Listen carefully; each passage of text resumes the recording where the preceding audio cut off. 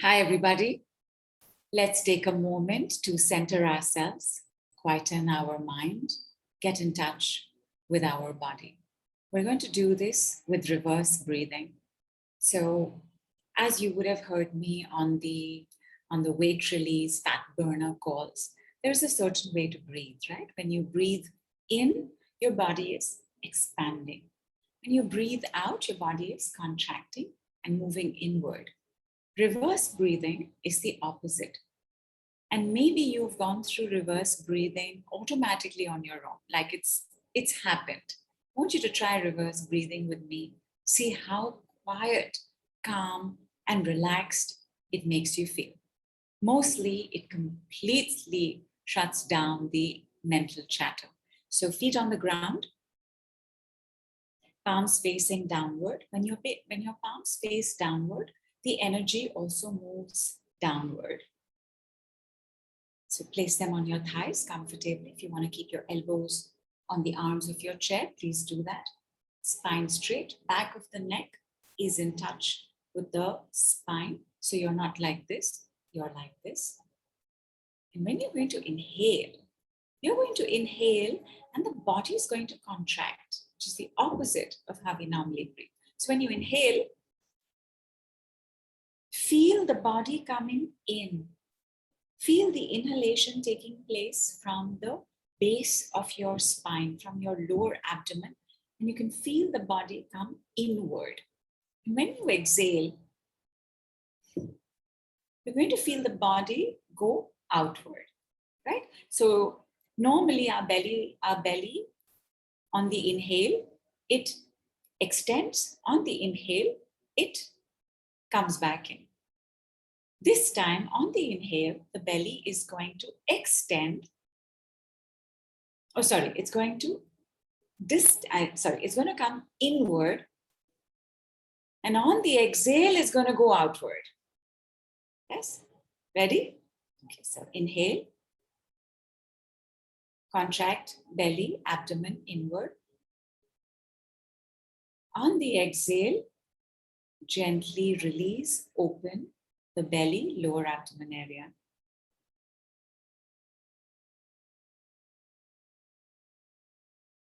Inhale.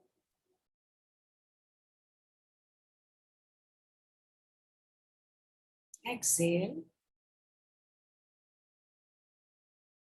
You'll take a couple of breaths to attune yourself to this, but inhale, and the body is pulling inward. And on the exhale, the body is flowing outward. You may also realize in how much tension you've been holding the body together, because when we exhale and the body is allowed to move ahead, there is just that much more relaxation in various parts of the body. One more time, inhaling, pulling inward. Exhaling and letting go outward.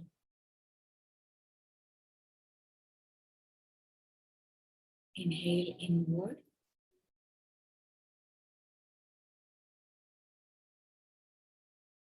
Exhale outward.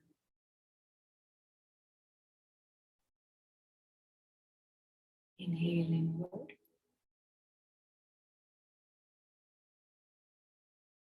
Exhale outward.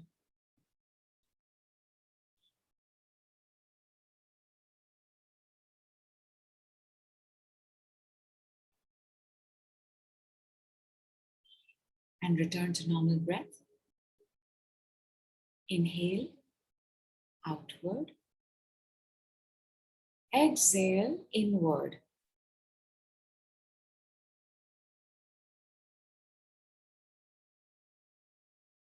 Inhale outward. Exhale inward.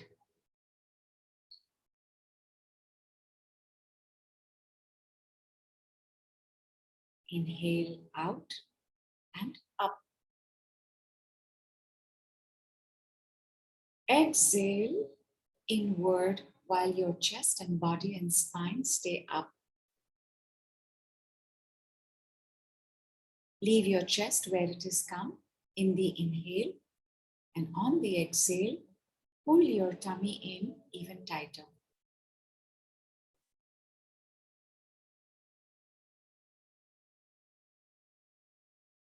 Hold your breath while holding your belly in tightly.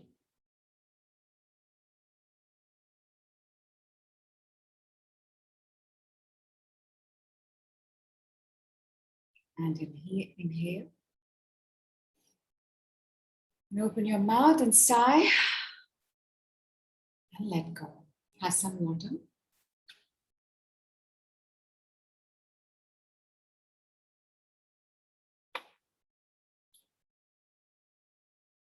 Maybe your mind understood what was happening, maybe it didn't, but it'll definitely be much quieter. Also, when we breathe together, we all connect together. We become one coherent flow. So, welcome everybody to our last call for Jupiter's Decrees certification course, which is the call on the successful healer. A healer is like a doctor.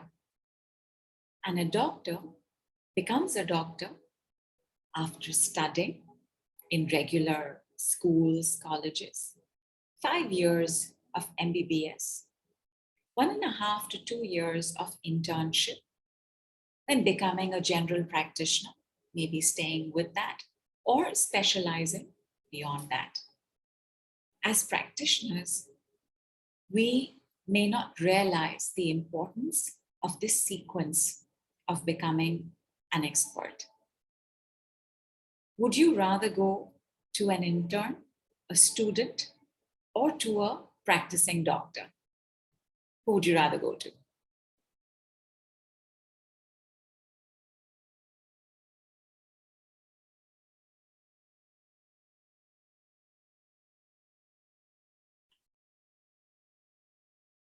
And nobody has written an answer because the answer is so obvious, right? You would go to a practicing doctor. Would you go to an unmarried marriage counselor, or would you go to a successfully married marriage counselor? Zidenka says real MD, Gulpreet says practicing doctor. And Heidi says the second. The second part of the journey of us becoming the doctor, healer in somebody's life has to do with how we are being able to use it in our own life. 5 years of studying is a very short time in the doctor's life as well as in the healer's life. 5 years is just the foundation. For a lot of us, we go through courses and practices like Jupiter's Decrees certification. We spent about a month. In fact, I think we spent exactly a month. It's just 30 days. What we learned, what we understood, now has to move on to the level of internship. What is this internship? The first time we learn something, we're all very excited. We love it, we've enjoyed it, we've seen the results. We go immediately to our family and friends and say, have you tried this? Have you done this? There is an excitement to this. We want to share this new knowledge. We want to share this understanding. We want to share these miracle shifts. And maybe the family responds well, maybe they don't. Friends usually, they usually amuse us, they honor us a little bit more. And like that, in the internship, you, your family, your friend is a very important part of your training. You first, family as in how they respond. As you work with friends, friends will bring in more friends. Certain friends will keep coming back to you because they remember how it was when you worked with them. This internship period can be anywhere from 1.5 years to 3 years to 5 years. The internship period is where you will understand the various nuances of the practicality the practicals of the theory that you have understood. You're working on yourself, you are your biggest practical, but you need to also have practicals on others. What does a student do in the internship? The student is part of an existing group of interns, and they are under the guidance of the doctor, various doctors. So they practice, they are given opportunities to give their answers. What do you think is going on here? What do you think is required over here? And that understanding, where everything they studied for 5 years is now to be applied. For us, it's a combination of both. We study, we practice, we apply. We study, we practice, we apply. We study, we practice, we apply. When I started out, and I didn't know this was the work that I was going to do, I just thought, this is the universe giving me a break between my corporate jobs, and the next job will come, and whenever it comes. In the meantime, I was having a chill period. I was studying, I was doing the things that I wanted to do. I was also making my own particular kind of yoga movements for the body. I was just thoroughly enjoying myself. And of course, because what I was doing was so great, I told my family, I told my friends. My friends told other friends. And my friends' friends started calling me. And without me realizing it, I was spending my mornings studying, learning, studying, practicing. And by afternoon, by evening, I would be on the phone talking to various people. In that 1.5, maybe even more than 1.5, maybe just a little less than 2 years, I worked with over 80 people. And I didn't know still that this was the work that I was going to do. I didn't know that I was applying, I was learning, I was practicing. I didn't know. I was just enjoying the process completely. Around that time, one of the people that I was working with said, you must start charging for this. You must start asking for money for this work that you do. And I understood immediately that I must do it. But even then I thought, this is like a hobby, right? It's just something I enjoy doing. I'm just sharing what I know, and it's just so amazing. And I'm learning as well. There's, like, for example, in those 1.5 to 2 years, I in fact became something of an expert in multiple sclerosis. In that internship period, my first group of people that I spoke to were 80 people. And when they invited me, when they spoke to me, when I started working with multiple sclerosis, and I've also worked quite a bit with cancer, I've worked with some big, heavy stuff. And again, all part of my learning, where I understood how the energies were flowing, the role that emotions were playing. I tend to be a little more emotional than a little more logical. So in any case, everything that's a little emotional appeals to me that much more. And that also means that the kind of person you are is the kind of healer, practitioner you are going to be. If you are not married, how can you be a successful married counselor? If you don't have children, how can you be a successful child psychologist? Who you are is what will show in your work. And your internship period, which is the you, family, and friends, you starting with you, this is where you are going to become more of you as a practitioner. So the importance of being your own client, of being your own biggest client, of staying your own biggest client, of learning, applying, practicing, learning, applying, practicing, learning, applying, practicing. Because remember, MBBS, internship, GP, just your general practitioner. But from there are other things. Maybe you want to become a neurologist. Maybe you want to become a surgeon. Maybe you want to become a gynecologist. There are specializations that you will keep moving towards as long as you are continuously in the flow. And what is the flow? The flow is you learning, applying, practicing. Learning, applying, practicing. Learning, everything is going in here. Applying is you own up to everything. You've understood everything. You've understood how the process works. You've understood what's going on underneath the process itself. It's like that if you have a headache, you can take a crocin, maybe not. Or if you have fever, right, you can take a crocin. You know this, right? So when the fever comes, you apply it, which is you have owned up to the knowledge. And then if somebody else has fever, you say take crocin, correct? So the learning, knowing, applying, practicing, in that order. First, you get to know what it is. Then you apply it to yourself. Then you share it with the world. At the same time, when you start doing this, when people start showing up in your life, quite a few things start happening.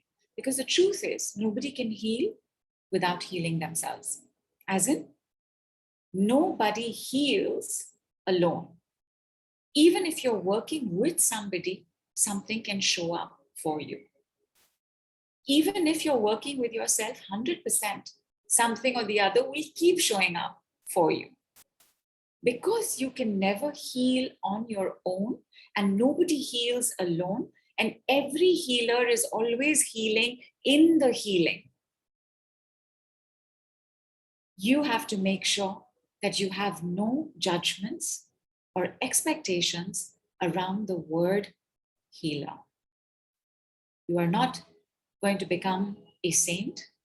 You are not going to give up partying and drinking and smoking and doping and having whatever other pleasurable activities you have.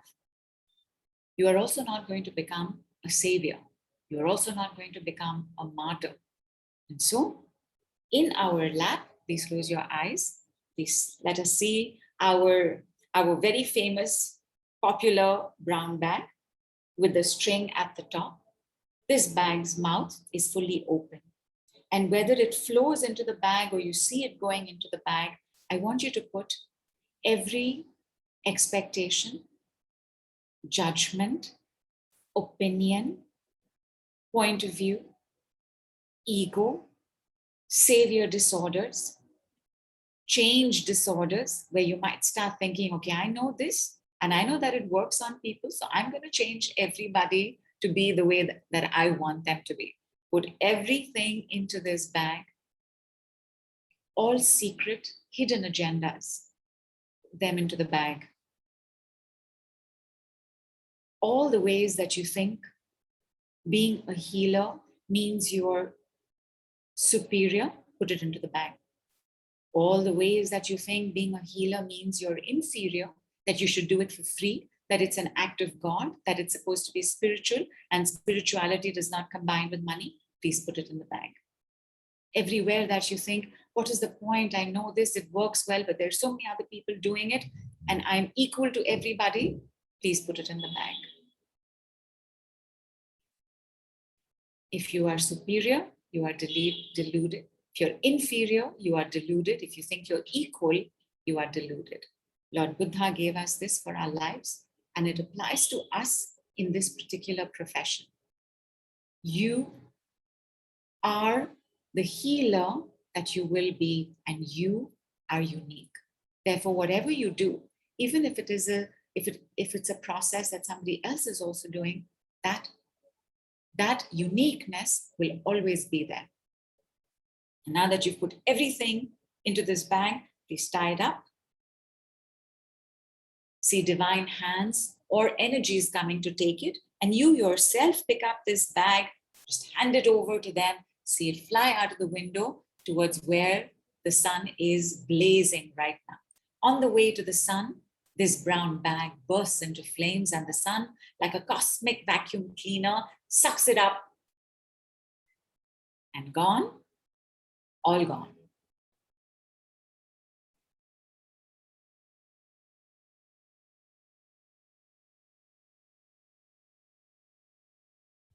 Take your time, come back, have some water, dust off your hands, And let me tell you a story.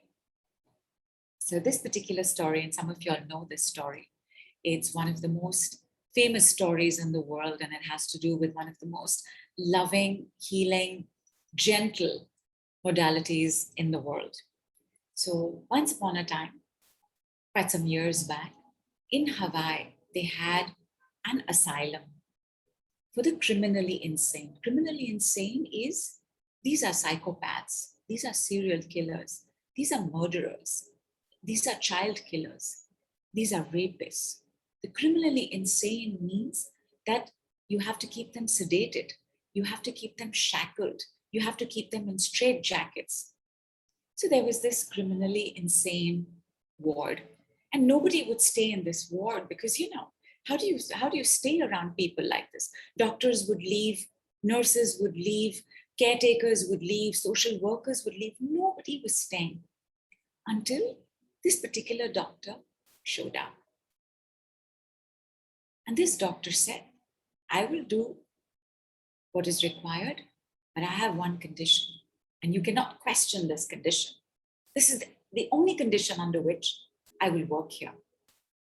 I will not meet any of these criminals. I will not speak to them. I will not see them. And the ward was so desperate for people. They were so desperate for something, to some management to take place for these people. They said, okay, fine. They agreed. So this doctor would come every day. And every day, this doctor would sit at the table and he would take a case file and he would open the case file and it would be all of these horrible, violent things that these people have done. And he would look at it and he would have disgust and he would have overwhelm and he would have panic. And he worked on all of that. In 4 months' time, most of the prisoners were no longer in shackles. Their medication had come down. Hardly any of them were in straitjackets anymore. In 4 years, they shut down the ward because there was nobody left there anymore.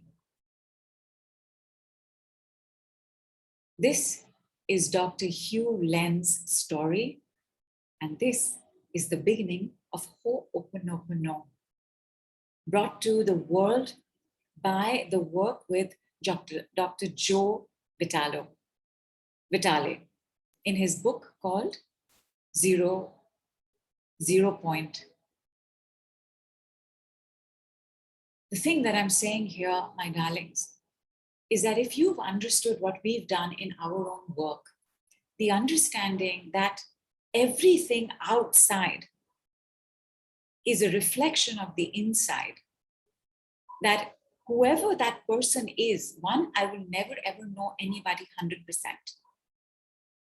I am holding place and space for that person to be a certain way. So if I make this clear, then that gets clear. And Dr. Joe Vitale speaks about the fact that he understood all of this because this is the work he does, right? As within, so without. And he was also one of the people featured on The Secret, that your internal reality creates your external reality. So one time, Dr. Hugh Len asked Dr. Joe Vitale, and he said, if your internal reality is creating your external reality, then isn't everything and everyone your creation? Isn't everything and everyone around you your creation? Think about this, my darlings. So when you start the learning, the knowing, the understanding, the applying, the practicing, your first desire is going to be that somebody in your family gets saved, or somebody in your family gets changed, or husband, father, brother start making more money. Your desire is going to have this external solution or these external shifts show up in your life. And by all means, because with the decrees, you do have a way in which you can work with those outside of you. But what is the importance of your knowing? The knowing is as within, so without. God helps those who help themselves. It's a yes universe. You cannot have anything or anyone in your life that you have not said yes to. If, for example, your husband is going through financial struggle, you're going to have a certain reaction to that, right? And that reaction could be anything. It could be fear, it could be anxiety, it could be anger. Like, why hasn't he gotten his life sorted? He's a guy, he should be doing this. He should know how to make money. He should have had savings. He should have had investments. And if he didn't, he should have attended the Mystic Lotus Awesome Money Tele Summit and learned a few things from there. So all of those things taking place with this person means you're holding the place for all the ways that you think and feel and behave around this person. So if you clear that holding place, I guarantee you, you will see shifts in the external world. Wear your own oxygen mask first. Rule number 1. When you work with somebody, it is impossible that you will not have triggers. Impossible. Because it takes quite some years before you've worked with almost every kind of case there might be. What does a trigger mean? What is a trigger?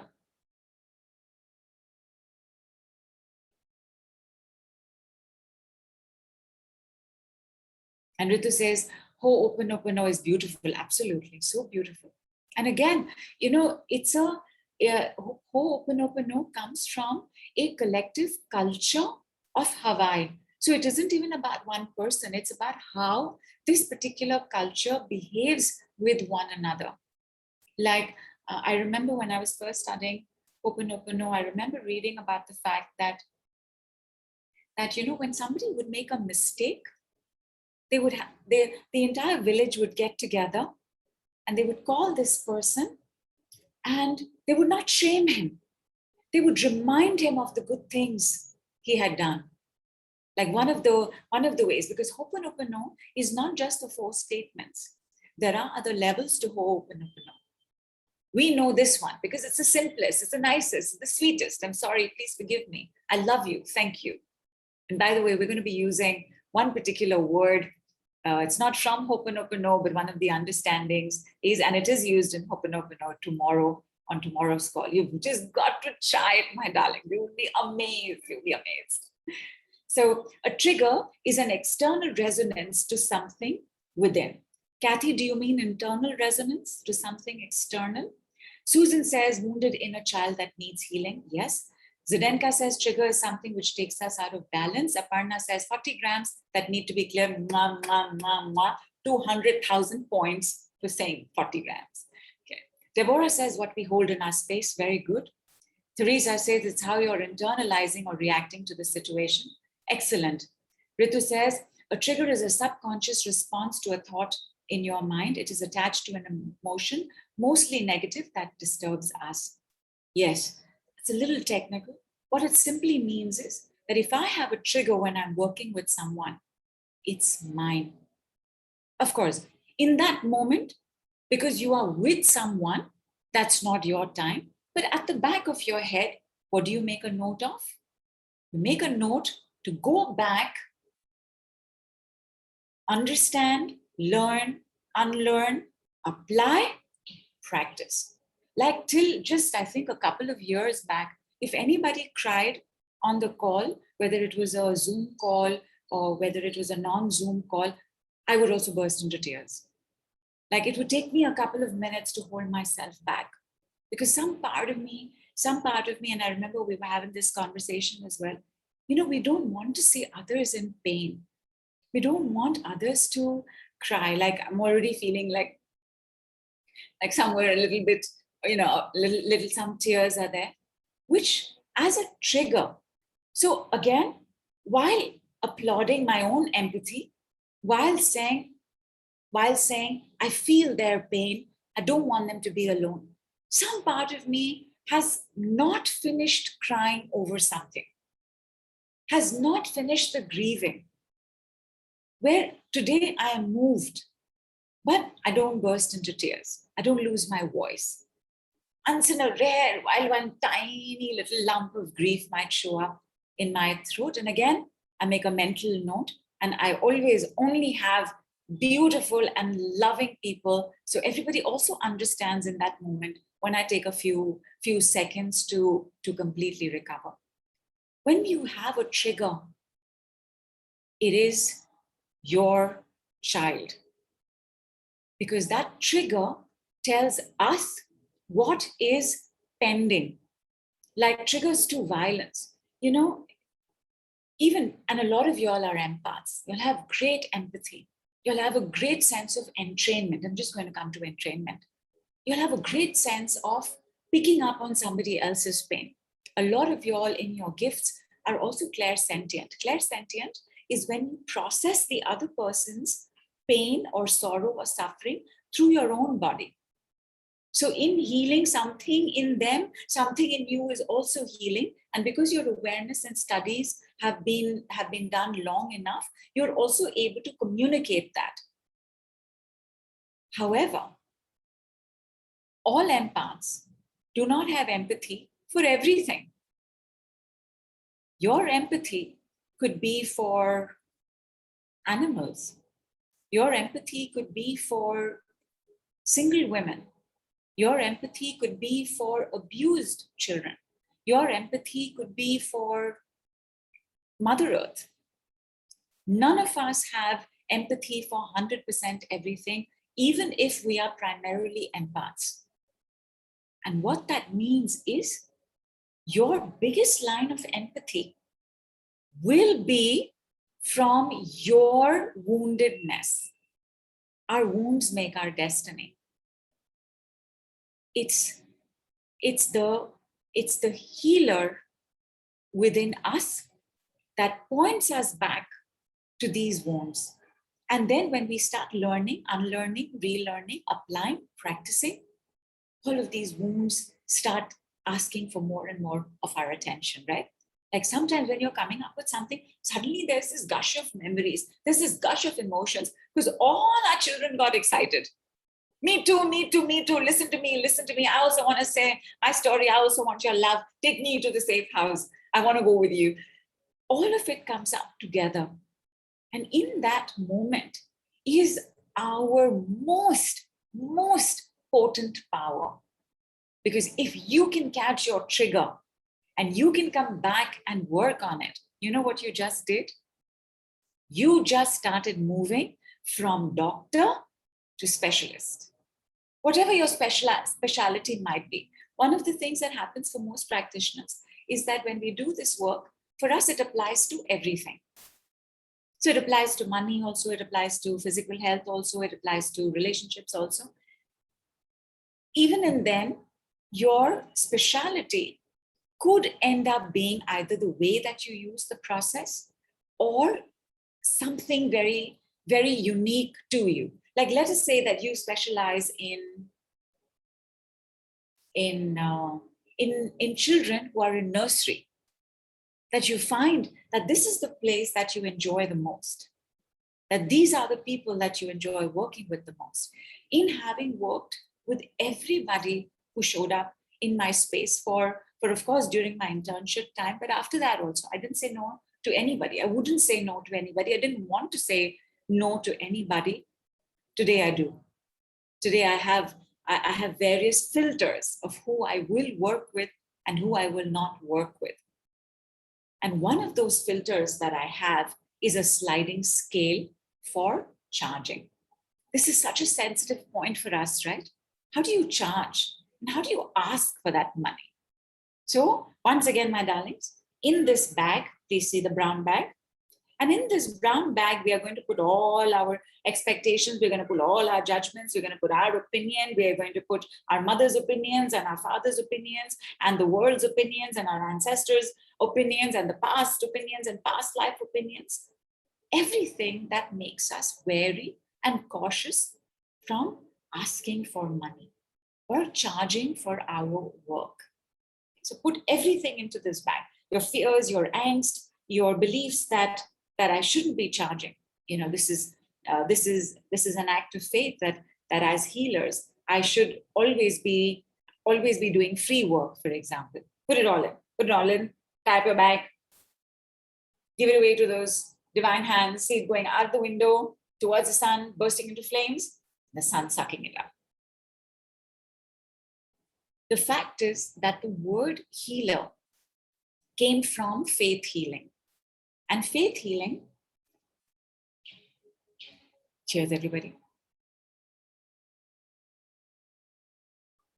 So faith healing had a lot to do with Christianity and the churches, where you had people who would be in church and hordes and masses and crowds of people would come, and there would be miracles that took place. There would be the touch healers, there would be the blessing healers, but there are lots of stories about this magical results that have taken place with healers.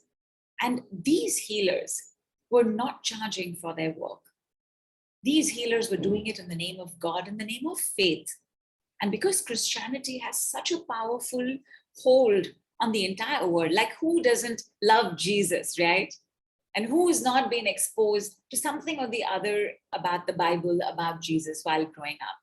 And because we have, and of course, the language of the world is also the Christian language, right? Which is English.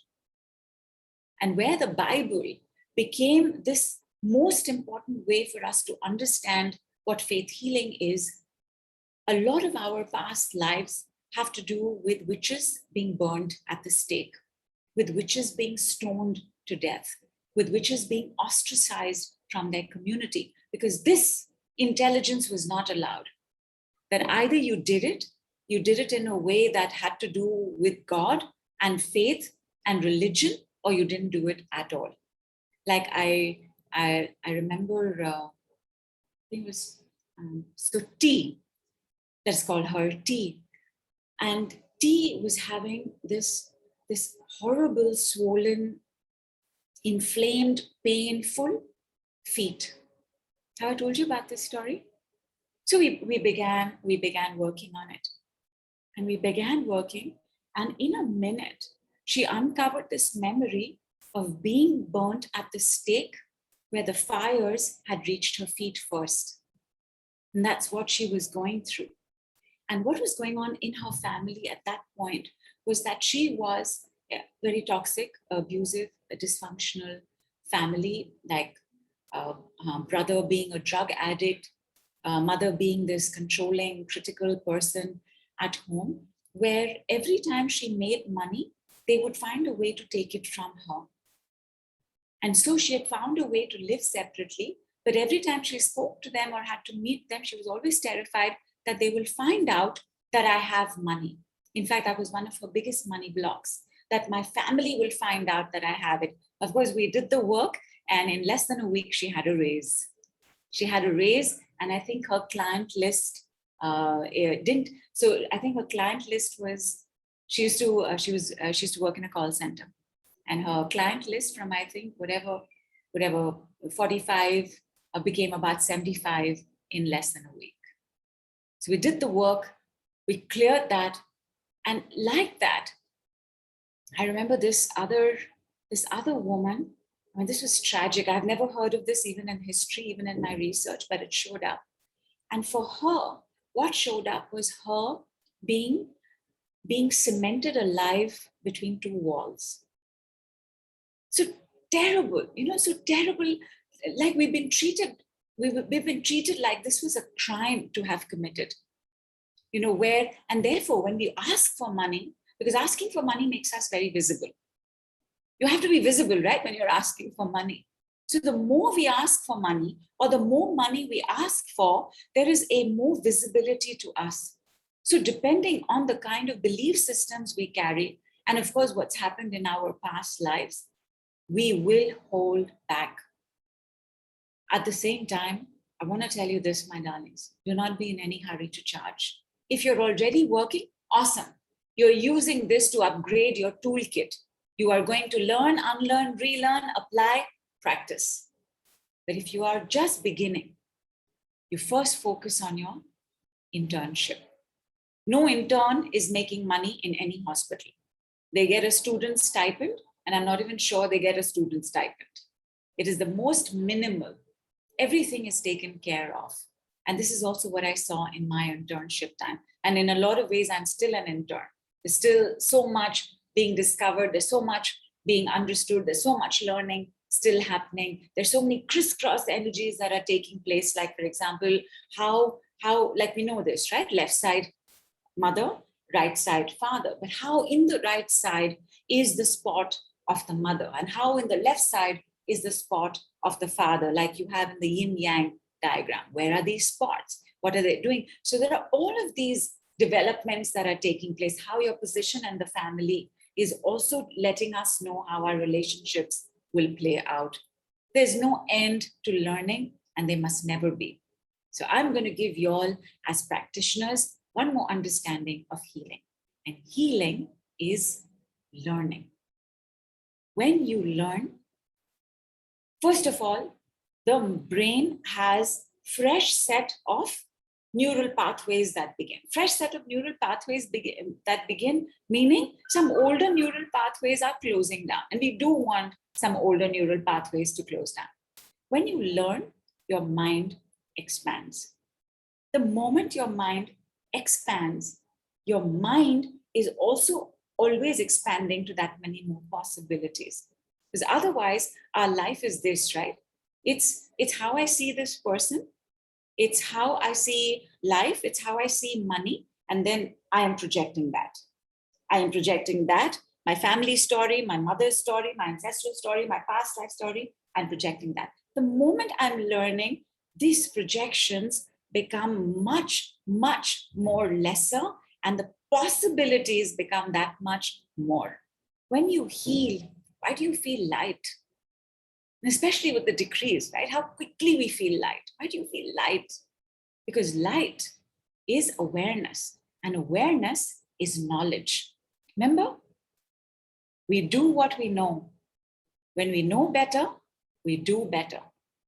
So this learning, the learning that will come up when you are an intern, oh my, it is priceless. There are no books that can cover it. There is nobody who will ever be able to take you through your own unique journey of internship that will lead to your own unique ways of being a healer and practitioner. As words go, as healer, therapist, no, therapist is a technical term, healers, practitioners, I'm not even very fond of using the word healer, because everybody is a healer and everything heals. And if it doesn't, it teaches. So either we are healing or we are learning, right? A good conversation, a stimulating conversation, so pumped up, so energized, right? Like once in a while we have all our calls are very special, even if I say so myself. Some calls are even more special. Like I'm up for 4 hours after that thinking, should I do my yoga right now? Because there's no way I'm going to go to sleep, right? You're so up, you're so uplifted. A good movie, a good song, good food, a good time spent with your family. All of these are healing. A walk on your own while you hear the birds chirp and enjoy the pleasant breeze on your face. So healing. Spending time with your pet. So healing. Sitting down for 5 minutes and doing a pranayam or quietening your mind. So healing. Taking, let us say, a sattvic is alkaline and sattvic is white, light, bright. Food. And how healing is that? Having turbocharged water. How healing is that? So everything is always healing us. So the use of the word healing, and once again, if you're attaching too much importance to that, please just take it out, put it into that brown bag, tie it up, please send it out. Because everybody is a healer. And if they are not, they are a teacher. So use and carry healer, healing, practitioner, very lightly, my darlings, because at no point do you ever want to be superior. At no point do you ever want to be inferior. At no point are you ever going to be equal. So even though you may have this joy and you may have this pride in the work that you do, please do, my darlings, but at no point let it become part of how you think you know better or you are doing better or that you therefore know what somebody else should be doing. Because when you start working with somebody in the internship period, what is going to happen is entrainment. Entrainment is an act of physics, but everything applies to everything. So entrainment is if I have two forks, for those of you all who did science, and if you have two forks, and you would have definitely done this in your physics practicals. So if you have a fork and you ting on the fork starts vibrating and makes a little noise. You take another fork and you ting on that, and that also starts vibrating and makes a little noise. When you keep these two forks together, the entrainment means both of them will come to a common standpoint, which may be different from this one and different from where they started. A coherence, which is a unified flow, a unified vibration starts happening. When you are working with somebody, entrainment is very necessary, because in the entrainment that takes place, you are no longer expecting the client to come to where you are. Remember, you've gone through so much. You've learned Bach flowers, you have learned EFT, you have learned NLP, you've done psychology in your college, you have done Saturn's decrees, you have done Jupiter's decrees. Pavam client has not done all this. Client has said, listen, I'm having this trouble, please help me. In the entrainment, what happens is in your presence, the client, even if you don't know what to say next, you don't know what to ask them to do next, your client starts automatically upgrading and feeling a little better. Maybe one of your specializations is the healing, is the silence of healing, where just because you know a lot, because your mind is not like this and it is like this, in your presence or even on the phone, that if somebody spends 5 minutes in silence with you, something will happen. Last year, I had this program, which was just a silent program. For 10 minutes, all of us had to get together and just be in silence. And it was just amazing. It was just incredible. I hope to do it one more time this year. I want to do it at least once a year. But it is incredible what takes place in that, where just the vibrations and the energies are entraining on their own. We don't have to give it voice. We don't have to give it analysis. We don't have to give it diagnosis.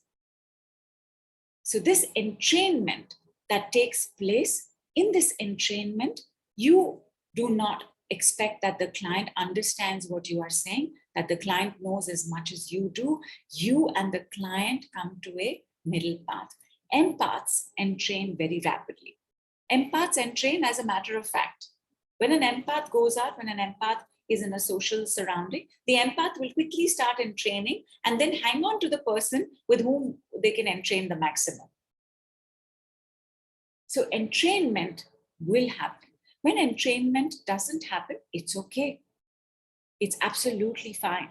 When entrainment does not happen, all it means is that there is your expertise, which you have taken beyond needing to entrain, that you can just be present and available for the client wherever they are, and you match their speed. So when I first started charging, and I began to have my first set of clients, because there was I had 10 million gigabytes of stuff to, that I knew, that everything. I was like, they're not understanding. They're not getting this. They're not getting this. There's this is so simple. This is so easy, because I was not entraining enough. I was not realizing that they don't have to match my speed. Because for me, the moment you can spend, in 2 minutes in a speedster session, I know exactly what's going on with you. I know what your story is. I sometimes often, oxymoron, cancelled, removed. I sometimes even get to see the past life that's showing up. So because I'm seeing it so quickly, it takes me a little while. It takes me a little while to make sure that the client has understood the story itself. The client has not realized that, oh, this is anger with my mother. And I am seeing all of these things take place in the home. So at that point, very difficult, right? Because you're saying, listen, this is anger with your mother. Take care of it. Because I know, right? I know more, I know better, because my training has not taken place. It took me, I think, about 3.5 months to very consciously hold myself back and match myself to where somebody else is. In a training module, I don't do that. In a training module, I'm like, ये भी समझ लो, ये भी समझ लो, ये भी समझ लो, ये भी ले लो, ये भी ले लो, ये भी understand this also, know this also, apply this also, practice this also. Because in that, how much ever you can take, you can take. How much ever you can then come back to in a replay, you can come back to in a replay. But with a client, you've got to match where you are with the client. Otherwise, here's the other thing that takes place, especially, and all of this will show up in your internship period. Otherwise, what's going to end up happening is the client is going to project and transfer all of the expectations of being saved, loved, reassured, comforted, made wealthier onto you. Because you're saying, listen, I'm in this hot balloon and I know exactly what is going on. So I'm over here. So I want you to come over here. So where is the client going to hold? Client's going to hold your feet, right? So you're there and you're expecting the client to be there, and the client will show up. Most clients will follow through with what you have to say. What's going to happen now to my hot air balloon? I'm going to start coming down to earth, right? So better that we start from earth only and not have this. Because this, where the transference takes place, comes either from our own enthusiasm and excitement that, listen, it has to do with your childhood. I'm telling you, this is when you were 4 years old, this is what happened. That enthusiasm, that interest, you have to be careful because it can become an unhealthy boundary. You never want the client to be dependent on you. You always want to leave the client feeling better, lighter, and empowered. So one of the things that I've been recommending for the last 2 years is that every client, you leave with homework. Did I bring this up on the last call? If you're meeting clients, by all means, have a prescription pad. Have a prescription pad. The work that we do is energy medicine. So energy medicine prescription, your name over there, write down their prescription. 10 times in the day you are going to do stress, you can leave now. 5 minutes in the day you are going to do the holotropic breathing. 7 decrees that we have used that you have loved. I'm just making a note of them here so that you can keep referring to it. By all means, give a prescription. Leave your client with the sense of empowerment that they have what it takes to be okay on their own. That you will walk with them for a while, but you will not carry them. That they are neither to hang on to your coattails or to your feet. That you are never to carry them on your head. I remember this wonderful healer. She's lovely. She's absolutely lovely. And we had a meeting with her. We were speaking to her for the Mystic Lotus and Dragonflies. And she canceled the meeting. She canceled the meeting from 12. She made it 2. From 2, she made it 4. From 4, she made it 6. From 6, she made it the next day. So we just asked her, is everything okay? Is everything fine? Where apparently one of her clients had such a terrible breakdown that she had dropped all her work and gone off to meet the client. And now had spent the entire day with the client and now had no bandwidth left. You never want to find yourself in a position like that. Because what has happened here is that the trigger to save somebody has been so high and the lack of application has been so zero that this is now what you're doing. Where you are now playing the role of the parent, where you're playing the role of the sibling, where you're playing the role of the best friend, where you're playing the role of the family. You don't want to do that. At any point, if it feels like it's getting too close, you have to be able to maintain and break away. Clients do not show up to fill your emptiness. You are not to show up to fill theirs. You, in that moment, you walk together with them. And walking together is very important, my darlings, because it's not like you're ahead and they have to catch up. And it's not like you're behind and they have to fall back. And it's not like you're up and they have to come up. So walking together for that little while. Can you walk together with your client? Maybe in that moment, there's so much going on with the client that all you've done is talk therapy. And talk therapy is so healing, right? This talk therapy is what we go through when we spend time with our friends, when we sit down at the dinner table and everybody's talking about their day. That's talk therapy. It's healing. Maybe that's all that's happened. It's okay. Maybe you didn't get to show them the magical miracles that take place with the processes and techniques that you know. It's all right. You match yourself to where the client is and what the client needs professionally, right? Because the last thing you want is for your client to start expecting you to give them blank checks. What you want is to give them what you can give them professionally. Yes? We're all saying yes to that? Okay. Healthy boundaries. Healthy boundaries, you can be stronger now. Healthy boundaries, you can increase now. I work with a couple of people in the TV industry and a couple of people in the film industry. And one of these people, she's very vocal about it. She's very open about it. So I can also speak about it, is Vidya Balan.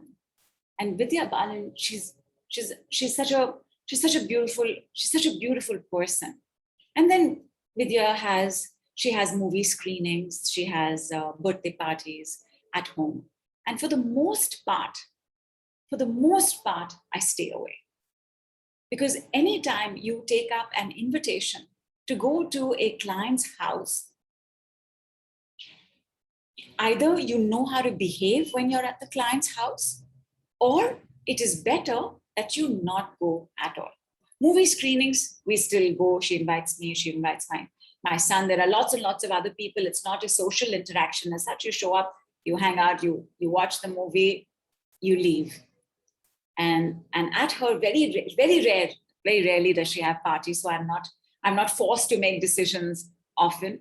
So once in a while, when she will have a party, I take very mindful and very conscious decisions around that.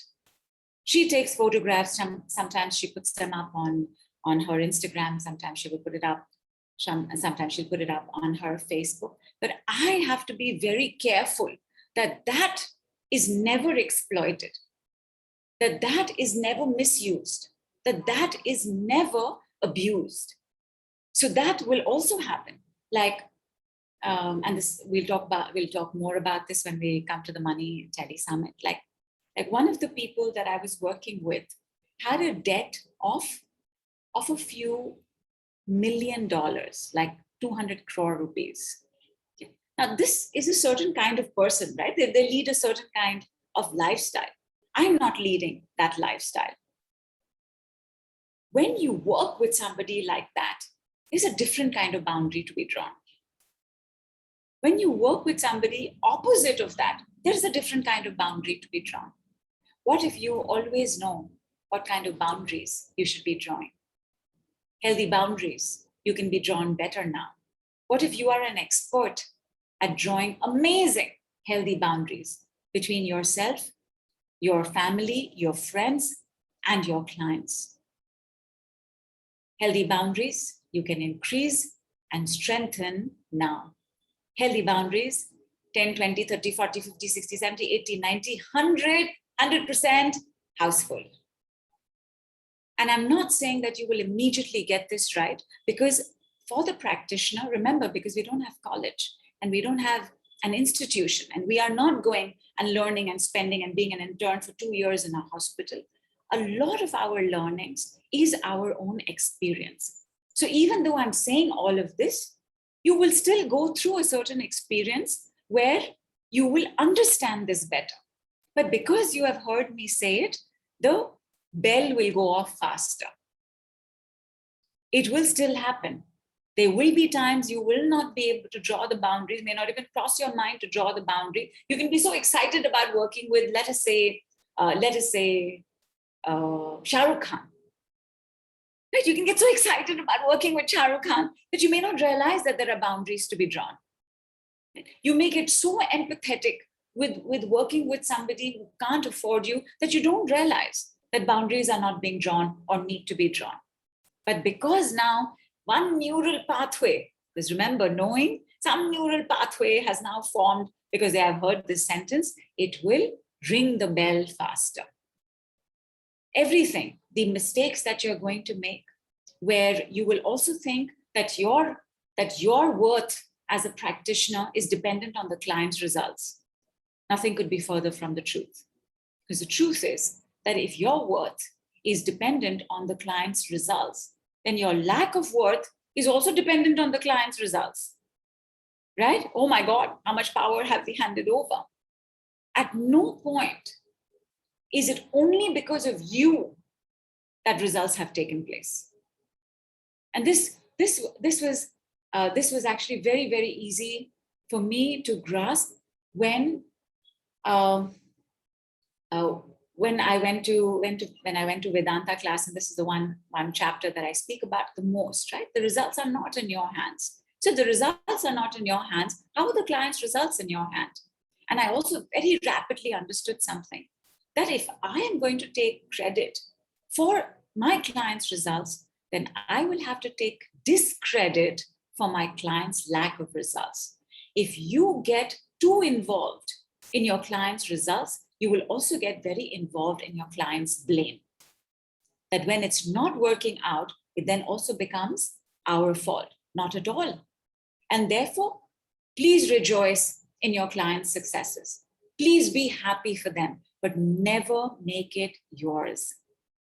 And in that way, when they have off days, when they have bad days, when they have a healing crisis, because everybody will have a healing crisis, as will you. And a healing crisis is part of the healing journey. What happens? You give the decree, or any other work that you are doing, you give the decree, you feel amazing, you feel great. And then 2 days later, it feels like you haven't done any work at all, that you didn't just take 2 steps backwards, you took forwards, you took 200 steps backwards. Like that sense of being forward has suddenly become this regression. And that's a healing crisis. And a healing crisis is a normal cha-cha-cha dance of the healing journey. Everybody will have a healing crisis. On the weight release journey, it is impossible to shed weight without having unwellness. You will feel unwell. You will have the cough. You will have the cold. You may even be down with symptoms of viral and flu fever. That healing crisis is the time where your body is adapting, is transitioning, and in that moment, other parts and layers, remember, have gotten so excited. I'm going to be heard. I'm going to be seen. I'm going to get all the love I want. I'm going to go to the magical house. All of those parts start clamoring for our attention. If you look at your healing crisis as just part of your healing journey, you will not judge it. You will not go nuts thinking, oh my God, now I have this headache. What does this mean? Does this mean that the work has not happened? Now I'm not good enough. Now I'm not perfect enough. Now I'm flawed. Nothing ever works for me. This healing is also not working for me. No, it's part of the journey. You didn't know this. Your client also doesn't know this. So when your client comes back to you and says, yesterday I got a tax refund. And 2 days, a big bill shows up. So your client comes back and says, I had this tax refund money came, now I have this big bill. And then they feel bad, right? Because this childish desire and wish we all have, that we will live happily ever after. And that happily ever after means that I will never come back down from a cloud, that my house will stay on the top and the middle of a rainbow. So it's not possible, right? So you will have days like this, and you will have days like that. And if you are not attached to your client's successes, you will not attach to your client's lack of success. You know, if it's not healing, it is teaching. Client will take some time to know. So in that moment when that success is not happening, when we have crashed from the top of the rainbow and come down, it's all right. Something in there for our learning, something in there for our resting, something in there for our balancing. You know, it's something in there for our awareness.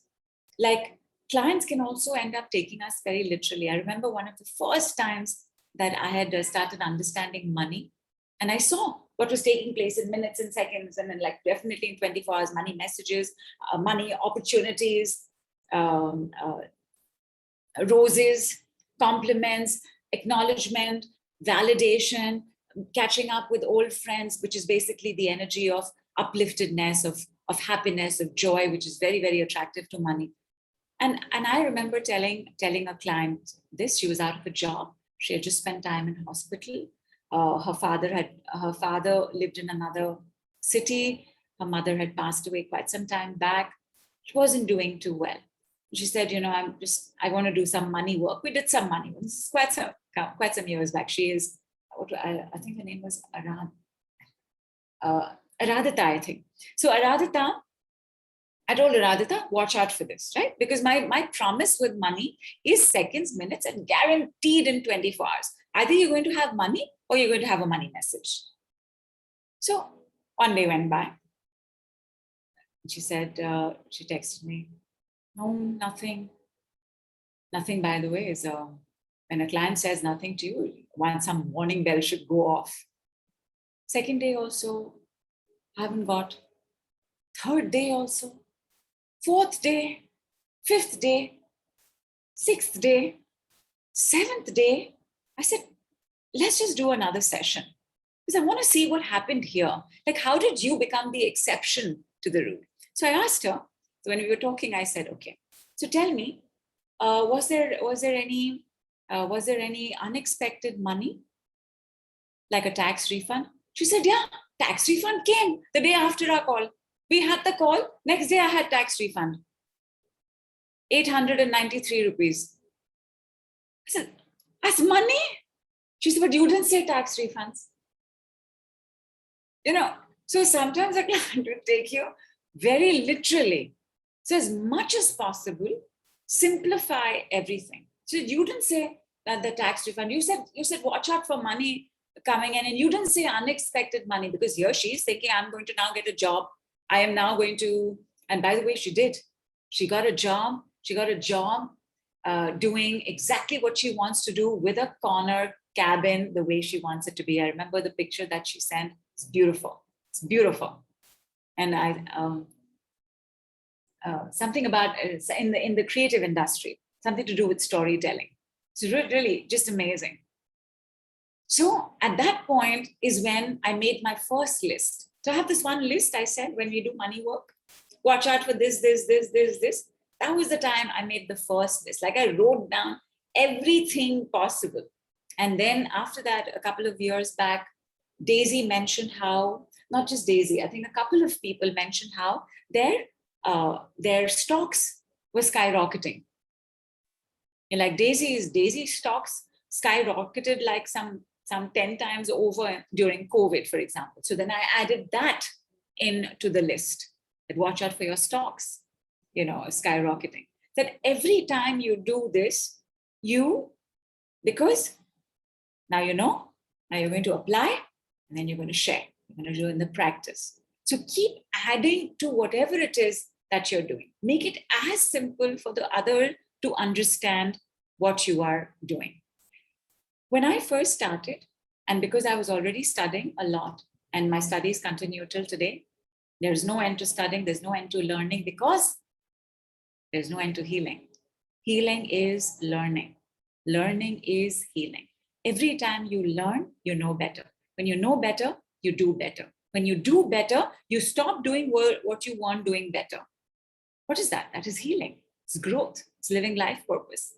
So there is no end to that. But I remember the first time that I started, that I took this message seriously, that I should start charging for this. I immediately knew that healing is never about one session. It's not about one session. It's not about that week. It's not about that month. That this is a brushing your teeth journey. You commit to it, you do it, you take it forward. And not necessarily that your client will stay with you all of this time. It's wonderful, wonderful if they do.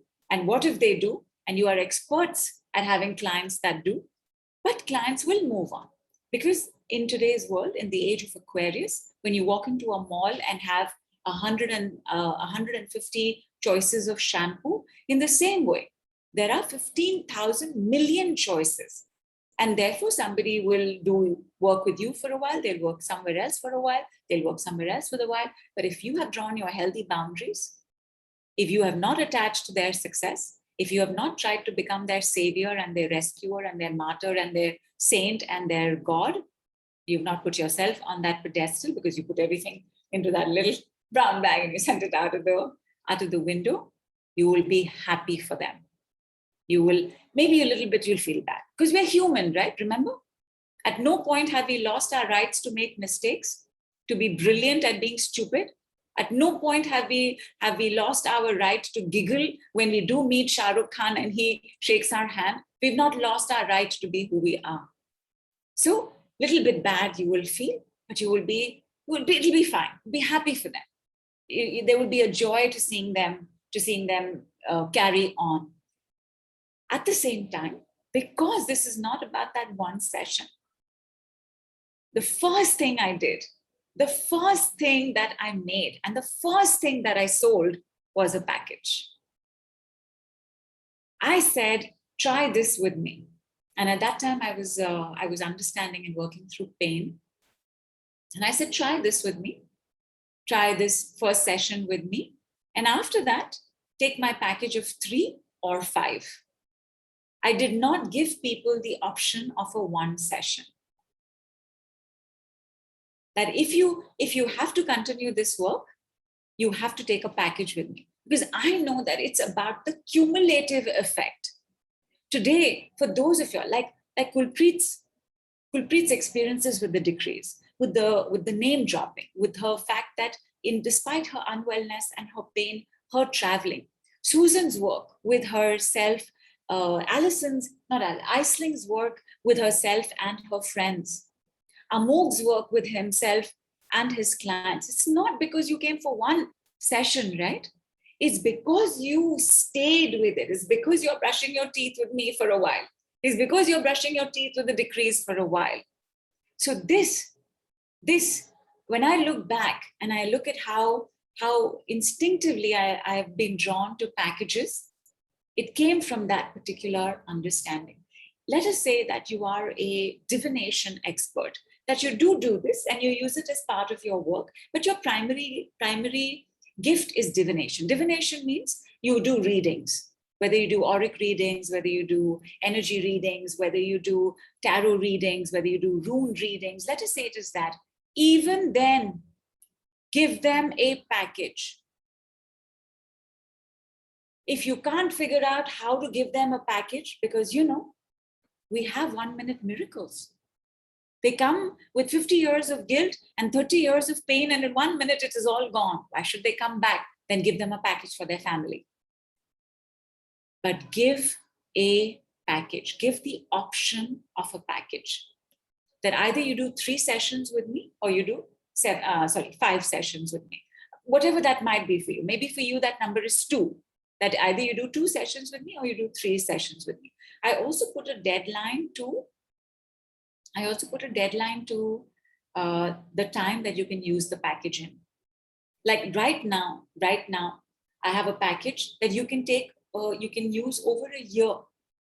So you can take VIP sessions with me and you can use them over a year. Right? So I've made it So basically I've said, I know you got this. I know that you're already doing your own applications. We don't have to have weekly conversations. So whenever there is a crisis or a situation or an experience, you get to have this in your bank to use. So see where you are and what kind of package you can put together.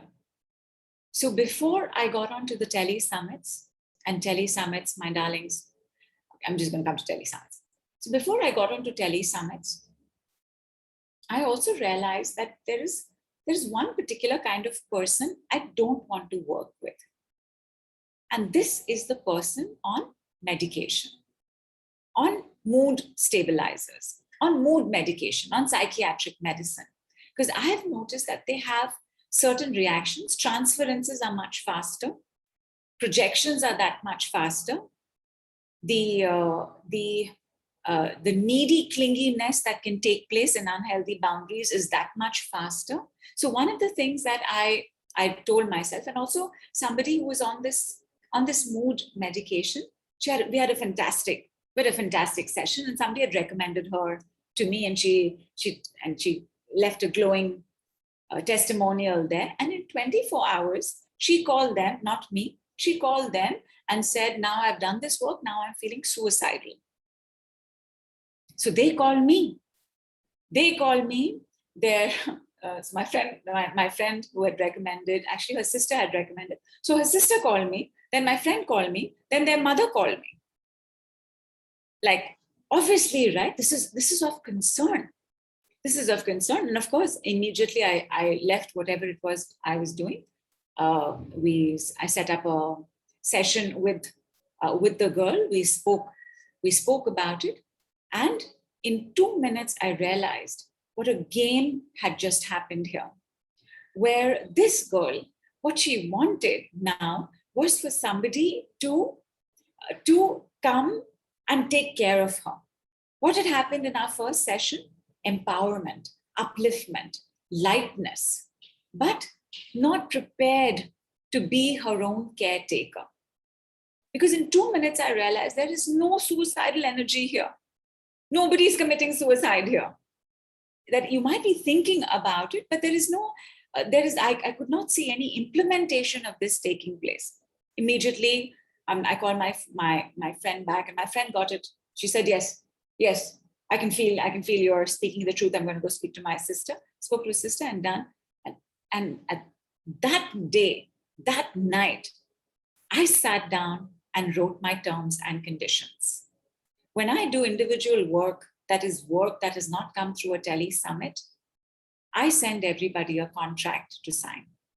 And my contract it's a contract that explains energy medicine, that explains the speed of the decrease, that explains the healing crisis, because you must prepare your client for suddenly not feeling good.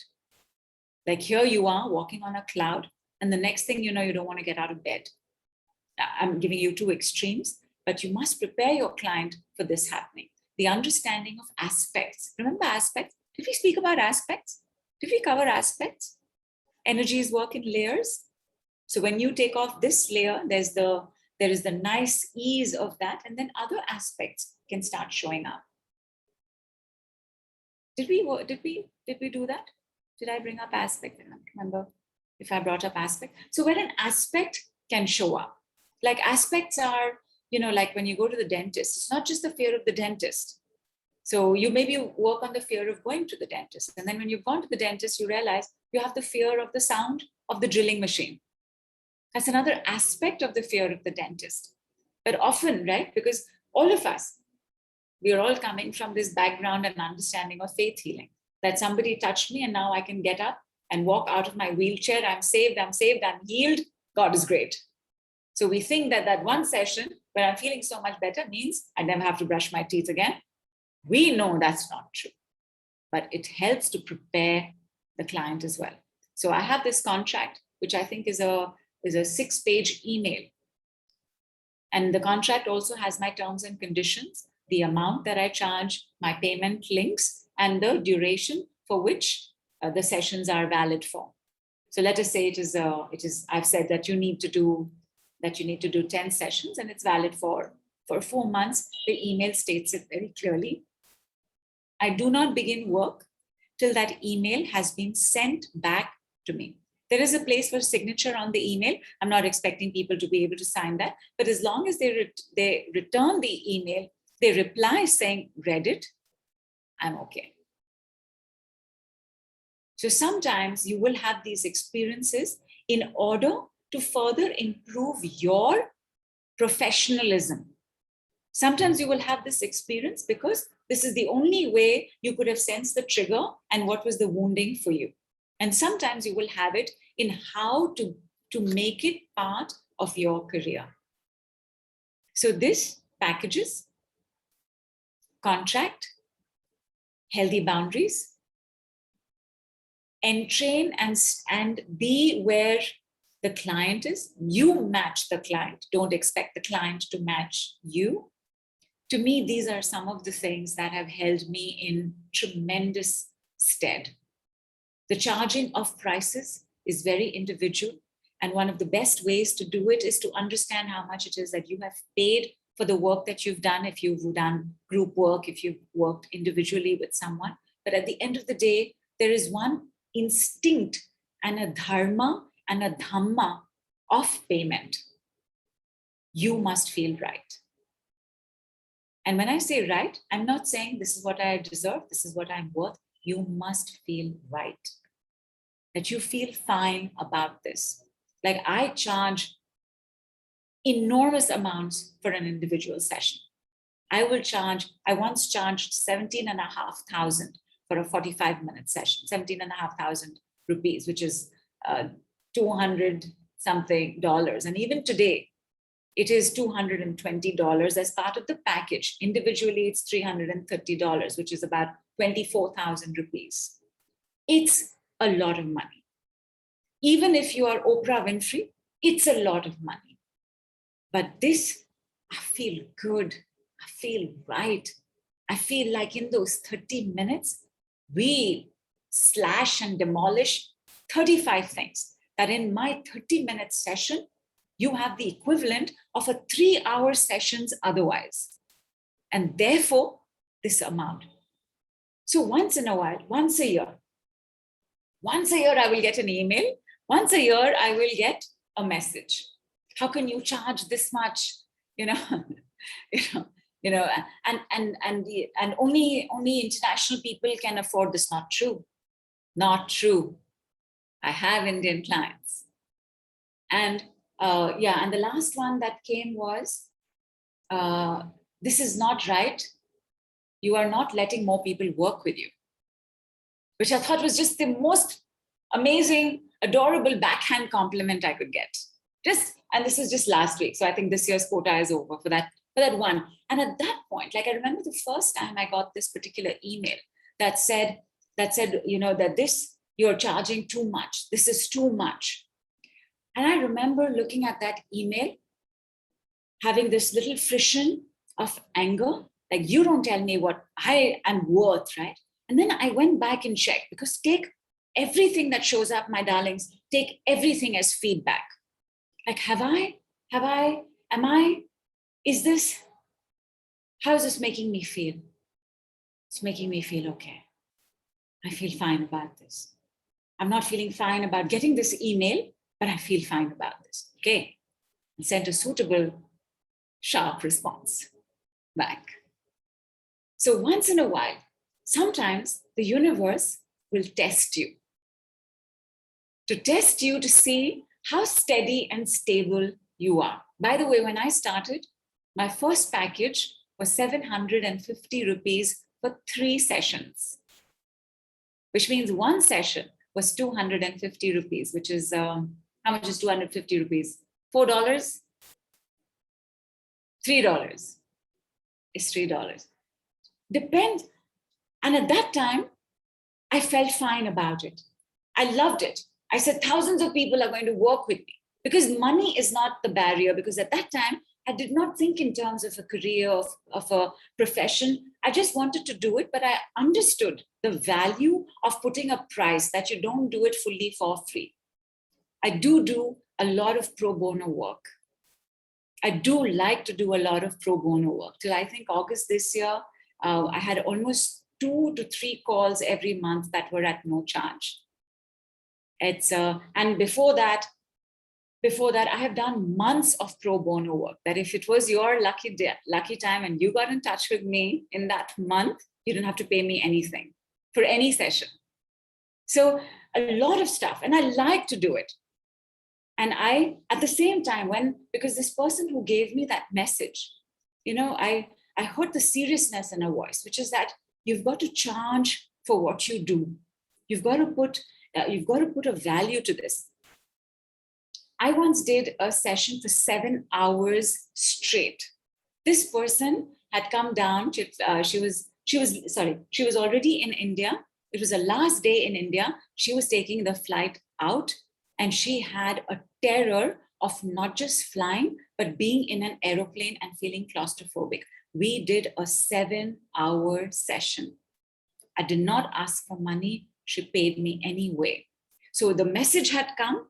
Somebody automatically paid me. I knew that I had to take a look at this. And I stayed at 750 for a few months, and then it went up, and then it went up, and then it went up, and then it went up. How do you know you're doing well in your career? How do you know you're doing well, my dad? Yes, absolutely.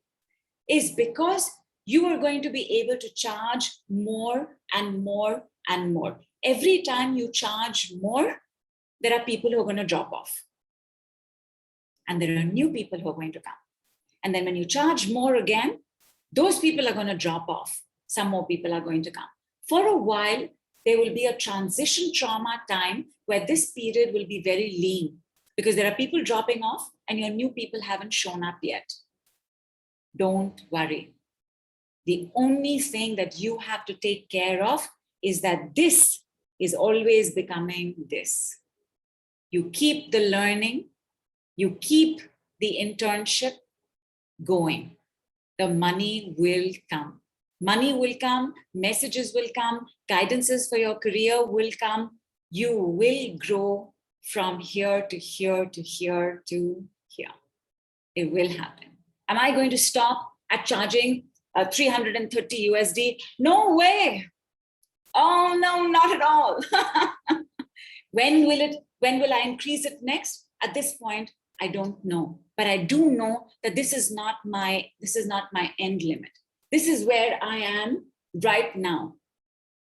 Wherever it goes next, I have worked with somebody who charges 550 USD for an hour. And I thought, wow, that is so amazing. I don't feel 550 right now. But to me, I also know that 550 is a possibility because I know that there are people out there who charge 550. And like that, my darlings, I want you to know this. I want you to know that there are sessions at 7,000, 10,000, 15,000, 17,000, 24,000 rupees at all of these monies. You find what is right for you. Do not compare it to anybody else. Do not say, oh, at this. Do not make your career an Excel sheet. If I charge this much and I get these many clients, I'll have this much money. Whatever you do for money doesn't work out. Anytime you make a decision around money, that money is not coming. So in healing, and especially in working with the decrees, which is always about opening more and more layers and more authenticity and more honesty with yourself, always keep checking back. Your awareness is what makes you such a great friend, such a great human being, such a great daughter, such a great son, such a great practitioner. Your awareness keeps increasing because your learning keeps increasing, because your healing keeps increasing, because your lightness keeps increasing, because you're moving from 3D to 5D, because this is part of your journey. Your awareness will keep telling you what is the most right thing for you. Dharma and Dhamma.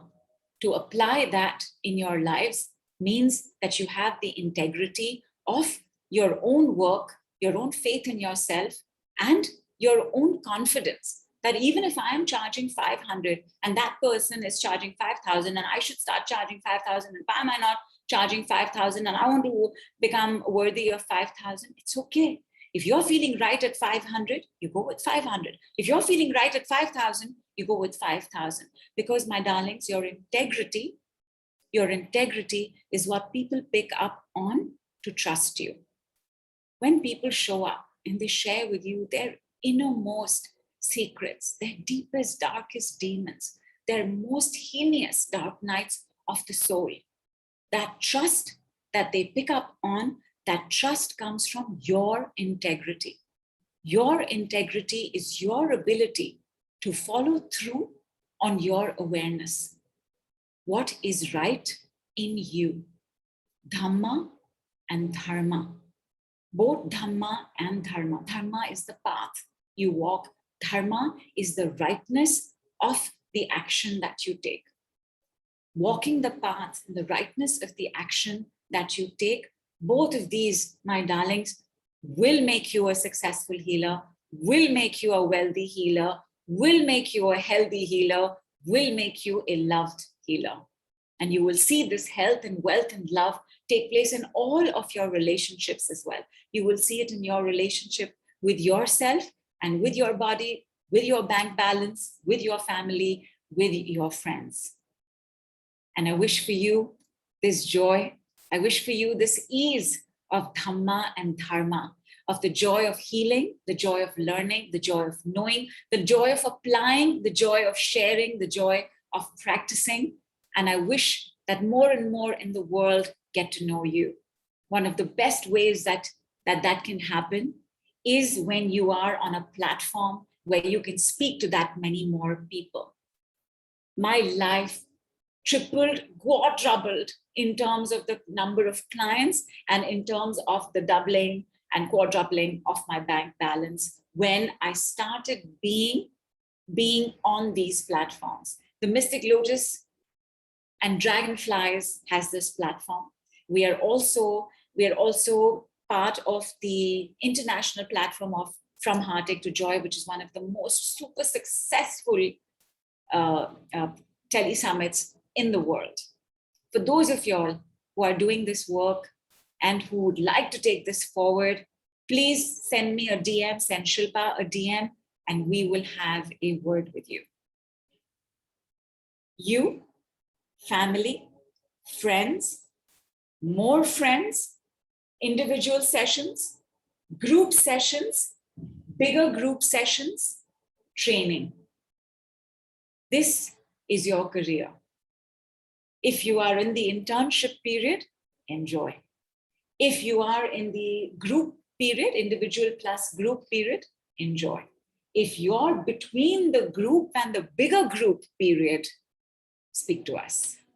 I promise you we will have a answer for getting you exposed to more people, because the more people know you, the more people you are able to work with. The more people you are able to work with, the better practitioner you become. And then, of course, ultimately, every practitioner gets to the point of the training, where you are the practitioner also, and you are a teacher and trainer as well. So this little bridge between groups and bigger groups is where we come in. And from us, because we're a great learning ground, we're a great training ground, and from us, move on to international tele-summits. Not to say that you should do us and then go to international tele-summits, but I have found that when you have done some amount of work with us, you're that much more equipped to take on what happens on the international platforms. But that was the one singular flip for my work and for my career, where the successes that I was already seeing, absolutely 100, I shouldn't say 180 degrees, right? Yeah, absolutely stood on their heads. Like immediately you are speaking to them, you're speaking to 5,000 people. You're speaking to a base, your call is at least reaching a base of 100,000 of people. And the more people you reach out to, the more people will reach back to you. It may not be the people you're reaching out to, but the doors open anyway, because you are now like this, and therefore everybody else is also now showing up from this direction, this direction, this direction, this direction, this direction. In fact, this year I cut down a little bit on my personal sessions because it was like, I'm going to take some days off. And I want you to have that experience as well. Because being houseful is one of the most satisfying feelings in the world. And having Sunday off is also one of the most satisfying feelings in the world. So however you draw your boundaries, however you find your balance, I wish you all the very best, my darlings. I have enjoyed my time with you very much. And thank you so much for so patiently sitting and just listening to me speak. And I think I've been speaking for quite some time. Please ask me anything that you like. And Susan says, is there a lowest price for us to not go under in order to not lower the value of the decrease? I would love to know. It's a very good question, my darling. It's a very good question. Are you only going to be using the decrease, or are you going to be combining the decrease with the work that you already do? If you're only going to be using the decrease, then I would say, please don't go. So in India, the pricing for that would be, please do not go beneath rupees 1100. 1100 in USD, but let me give you an USD equivalent to that. So please don't go below 33 USD. So keep it low, especially if you're in your internship period. In your internship period, when people show up and they say, and they say, oh, I can't afford this, you still give them 2 sessions. In your internship period, you are learning. Everybody who shows up is for you to understand and experiment with. Remember, this is the application for yourself and the practical knowledge of everything that you have understood. We're not in a hospital or institution where we are being taken to cases every day. So when the cases show up for you, work through them. I must also say that the decrees are not a technique. They're a technology, and they're a sentient intelligence. You work with the decrees. And of course, you could say, let us say the client comes and says, my father has diabetes, my knee is paining, I'm really stressed out about my son, and my daughter wants to go abroad for her education, and I have thyroid problem. What do you do? What do you do, right? So even if all you can think of is the thing which is like 10 times say, you can all leave now, you can all leave now, you can all leave now, and you do just the session on that, you can all leave now, you can all leave now, you can all leave now, you can all leave now, it will still work, because it's not a technique. It's not an assembly line. That first, I will put the bottle, then I will put the water in the bottle, then I will put the cap on the bottle, then I will put the labeling on the bottle, then I will put the bottle in the crate, then the crate will go to the shop. It's not an assembly line, it's technology.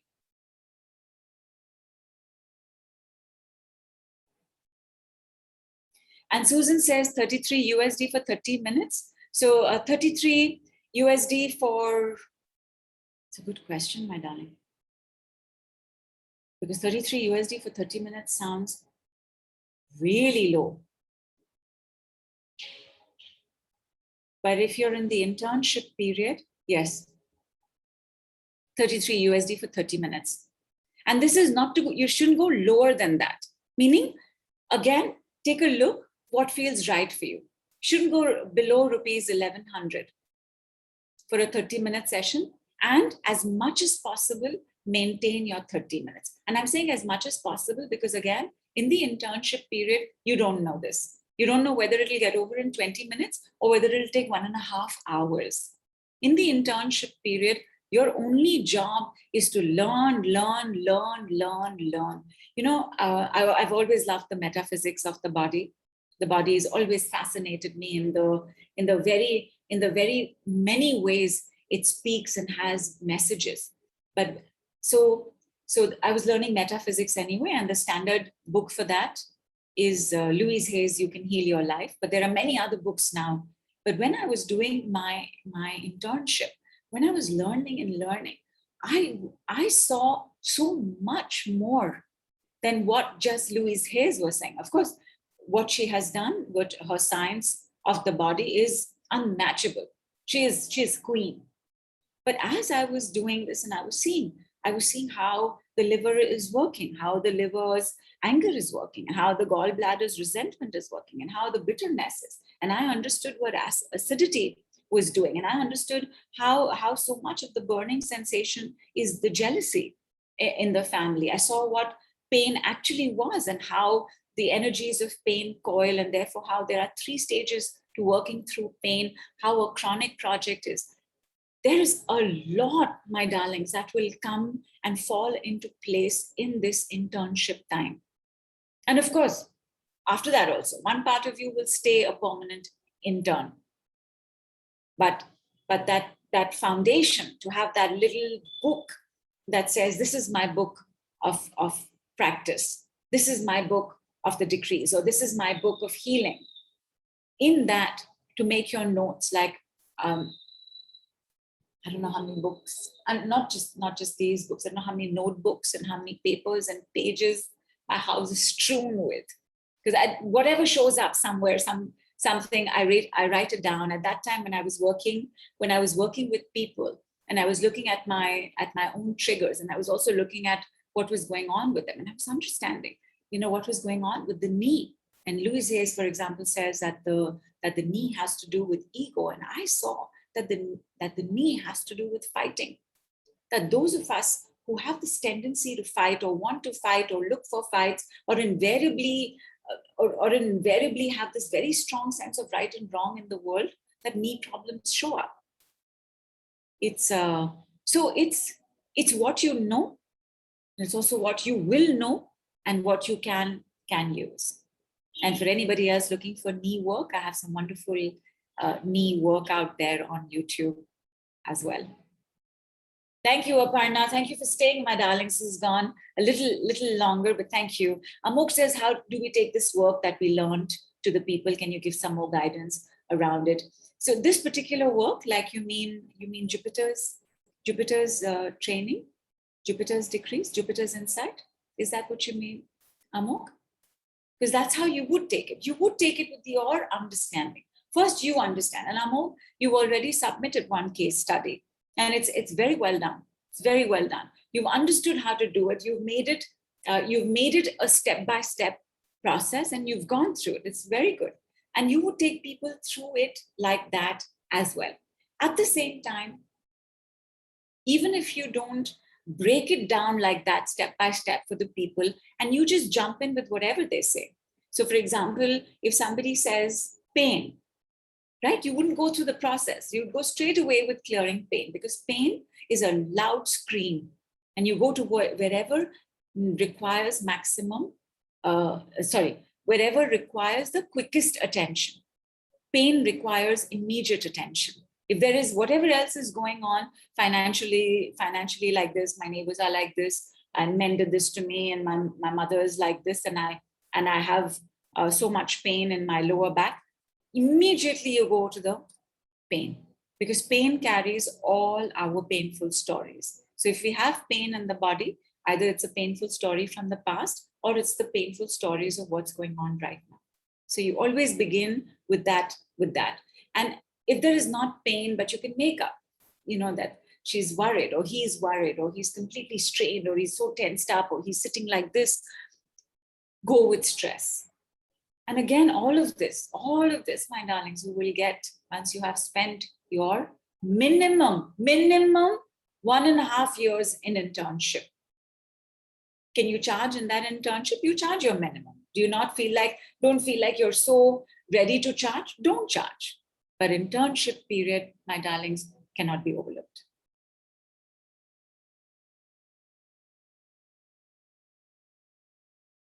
So Susan says, I'd like to know the difference between Saturn's and Jupiter's decrees, which is what? So Saturn's decrees does get used in Jupiter's work as well, which is the you can leave now, and the manifesting decrees, which is you can increase now, the what if, and the I am an expert. Susan, you would have done you would have done the basics of Saturn's decrees, right?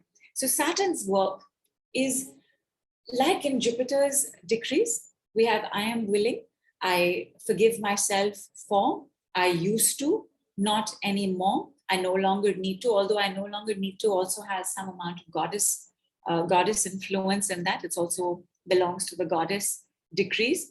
The insights and the understandings that came like with Jupiter, like that, there's an entire sense of understanding that came with Saturn, which is the completion of karma, which is the 6 laws of energy and how energy works, and the principles of energy medicine, one of which I keep bringing up, which is that energy must flow.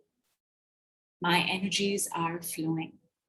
My energies are flowing better and better every day in every way. Energy must flow. My energies are flowing. So Saturn's decrees, the training course for that is completely different from Jupiter's course. And then while Saturn's decrees training course is the fundamental and is the foundation, with the little bit that we did with Saturn's decrees this time around, I found that we could still work with Jupiter's decrees. We also have Venus's decrees, and Venus's course coming up in December, slightly longer course. And maybe instead of December, we'll begin in January, so everybody has Christmas and New Year in peace. But these are the 3 biggest courses: Saturn's certification course, Jupiter's certification course, and Venus's certification course. And Venus's certification course has to do with the relationship with the ancestors and the mother. And as you know, my darlings, the healing journey, the last part of the healing journey is this one, the one with our childhood wounds. And in this, the last of the last part is the healing with the mother. And healing with the mother, my darlings, please let me prepare you right now, is not about 1 month and 2 months. It's about 2 years and 5 years and 10 years and 15 years. It takes a while, because our mother is our biggest God. In the gods that our parents are, of course, we've taken them down the pedestal, we've put the pedestal in, but in that, the mother has a bigger pedestal. We do that in Venus's time, because in December, Venus goes retrograde. So we'll do some Venus work then. And Deborah says, can you give us a PDF about the meaning of what body part means to help us work better? I'll give you the standard one that is there. In fact, I think Nishi put it up on the group. And this is the one with Louise Hayes. We'll begin with Louise Hayes. And then as you go on, make your own notes. Like my Louise Hayes book is like one tattered thing, because I keep adding here, I keep subtracting here, then I understand this one thing and I realize that it's helping me understand this other part. So it's a mix and match hodgepodge that my Louise Hayes book is, but that's your standard, my darlings. Understand those. And of course, which one will you understand best? The ones that you are going through right now. You begin there, right? Always you, family, friends. I forgot to mention, please don't be very upset if your family doesn't value or listen to you or do what you're asking them to do. That's just how tribes are. Ghar ki murgi dal barabar, which is, even though I'm this delicious chicken, in my home, I am nothing but rice and curry.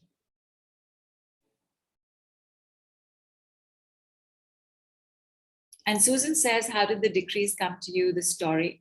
So the story of the decrees is actually about quite some years back, but that was before I was understanding the importance of retrograde periods. And I had this sentence that was put in my head. So it was given to me. It was put in my head, and I have no doubt that it was Mercury retrograde at that time. And actually Mercury was the first set of decrees. And the decrees were, wow, I wonder how that would feel. I wonder how that would be. So like a manifestation. So let us say, what do we want?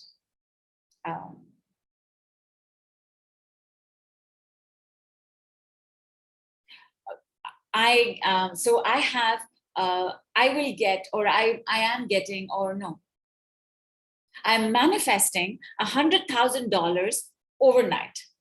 Wow, I wonder how that would feel. I wonder how that would be. Where the understanding was that there is the feeling part of manifestation and there is the being part of manifestation, and how wow is such a manifesting word. I didn't know that it was a decree. I used it for a while in my work, played with it. I didn't know it was a decree. And then four years back, just before Saturn went retrograde, and the sentence that showed up in the middle of my brain, I was feeling a certain way, and the sentence that came was, "You can leave now." And I couldn't believe the reaction in the body. I was like, what was that? What just took place? And then the understandings started to flow. Some of these understandings were also a compilation of things I knew in bits and pieces, and they all came together.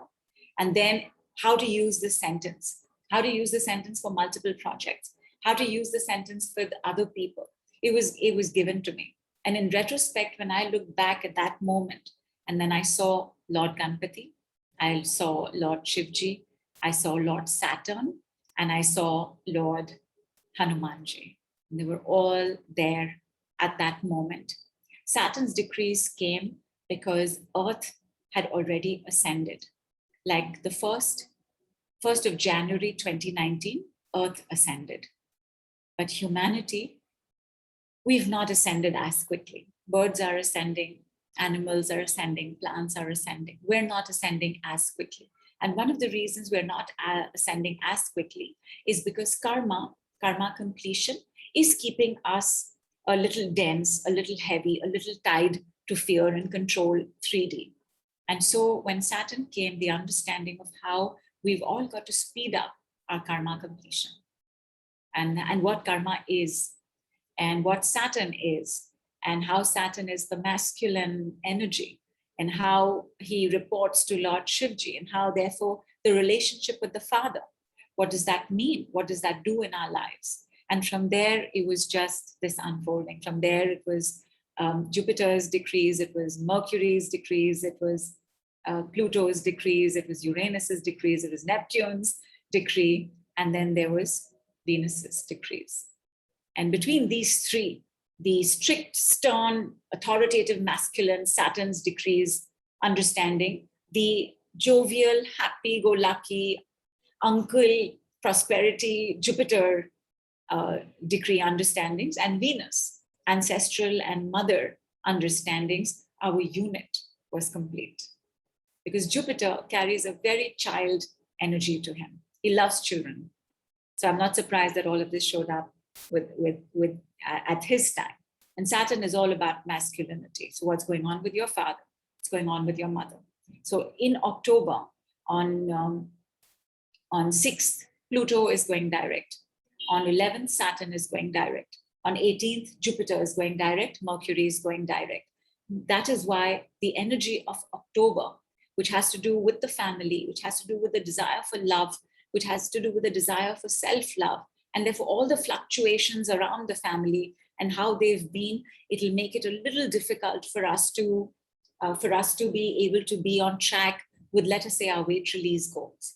Because the child in us, the father in us, the mother in us, all of them will be in flux. Pluto, of course, is a planet of transformation and big changes he brings. And as you can see, when Pluto goes retrograde, COVID happens. So what's going to show up in October? But still, this desire that there be a return to love, that there be a return to acceptance, a return to gentleness. And of course, October carries lots of money vibes as well, because in India, we have 9 days of Navratri. And these are 9 nights where the goddess walks on earth. And the goddess had already shown up last week, and she's already on earth. So we also have the mother vibe. We also have what's going on with the women in our family. So it's a time of upheaval. You can feel heavy, you can feel very tired, you can feel demotivated, not want to do anything. You just want to sit down and hang out with your friends and your family. You just want to have lots and lots of good food and listen to some dreamy music. And all of these understandings are coming from the understanding of the decrees and the planets and the deities that were part of that decree. So like I know how October is and how therefore what we should prepare for in October, and therefore the work that we should do in October. Thank you so much for asking, Susan. I think I extended the story a little bit, but really it was given to me. They were all just given to me. They were given to me along with the with what was going on, and the importance of retrogrades was given to me. How retrogrades are such a beautiful time of healing, because the challenges that a retrograde brings up, the same level of solutions also the retrograde brings up. So it's just retrogrades like crash, boom, zip, zap, zoom through karma, through 3D, keep moving to 5D.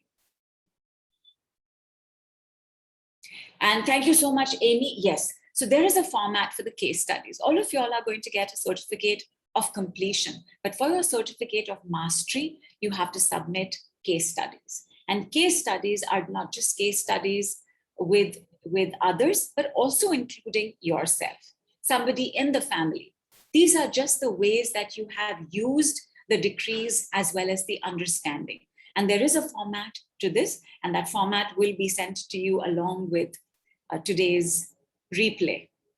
So just follow that format, take your time. Your certificate of completion is yours. Your certificate of mastery, you have to earn.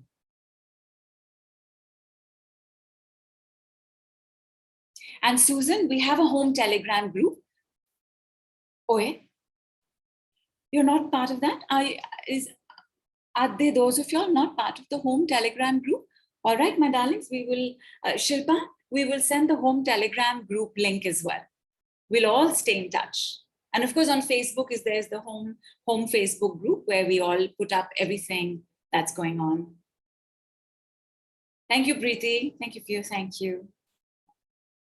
And Amy says, do you have any info on the money work beginning in late October? I do, my darlings. So there's quite a bit of money work that's going to happen, because on the 7th, which is when the goddess nights begin, Navratri begins, the Mystic Lotus awesome money tele summit also begins. So there's quite a bit of money work coming up with a bunch of us, with the decrees, where I am doing the dharma of debt release, because I find that most people shy away from working with debt, and most people also you avoid that, right? You work on releasing money blocks, you work on attracting money, but debt is a completely different energy, and you may not have financial debt, but you can have emotional debt. And emotional debt is when you feel indebted. And in fact, so I'm going to just tell you all anyway. So one of the biggest, actually the biggest reason why financial debt shows up is because it began in the indebtedness of the emotion. So if you have financial debt, you're gonna get a rate that I haven't given in some years right now. It's going to be extremely nominal. So you will have the option of joining, so that you're not getting into debt to be part of a program. And if you have emotional indebtedness, you definitely want to be part of this program, so that you prevent and protect yourself from it becoming financial debt. So we're going to do quite a bit of work around that. We'll have daily decrees. We'll have quite a few calls, and yeah, it'll be life as usual with some amount of money work. Oh, thank you so much, Shilpa. She's put it up right here. And Ritu says, will money work include it getting back your properties? Remind me, Ritu, just remind me. Getting back your properties. It will have the understanding of what takes place when you've either given money away, or it's been taken from you, or you've loaned it, or somebody's taken your property. So there will be an understanding around it, and there will be one solution as well. Right now, Ritu, definitely do, first of all, what this means to you, right? Because you're holding place for this. You're holding place and space for this to have happened in your life. Remember this, right? Everything and everyone around you, you have created. What has created this? So the first place that you find out what has created this is that you take a look at the reaction you are having with this. Anger that somebody has taken it and they're not giving it back. What does this remind you of? It'll remind you of something, maybe it won't remind you of something. Once you have cleared the anger, some answer will come, some message will come. You follow through with that. And then, of course, not getting back my property, you can leave now. Property, you can return to me now. Property, you can come back to me now. So and so, you can return my property to me now. But make sure that you are coming from a calm, neutral place. And on tomorrow's call at 6 p.m., we're going to be doing this other work. Ritu, definitely apply that to this particular project. I want all of you all to get your biggest problems, and we don't call them problems in our work, we call them projects. So bring your biggest projects, bring your biggest stresses, your biggest aches, and your biggest pains, your biggest relationship traumas, your most terrifying memories, and come to the call. I'm so excited about what we're going to do. Those of you all actually you're going to have some experience of this on the Telegram group, because I'm going to put a decree up tomorrow. It's not going to make sense, but you just give the decree and you see what happens, and then you come for the call and see what happens in 24 hours. And Susan says, is tomorrow's call included in the package? Very much so. Tomorrow's call is open to all. There is no charge for tomorrow's call. So it's definitely included. And Ritu says, which have been encroached, we have let go and not bothered too much. Not bothered too much, you can leave now. So you would have to take accountability and responsibility of the fact that you've let it go, that you did not protect it, that you didn't put up a healthy boundary, and check, my God, because land is always about the feminine. So is this a mother wound? Is this a daughter wound? Is this your female body wound? Like, you just let it be, you just let it happen. Maybe when you should have said no, you didn't. Take a look. And she says, KK, what is KK, my love? My father-in-law's property that are left to us. Okay, so it's not from your family. It's from your husband's family.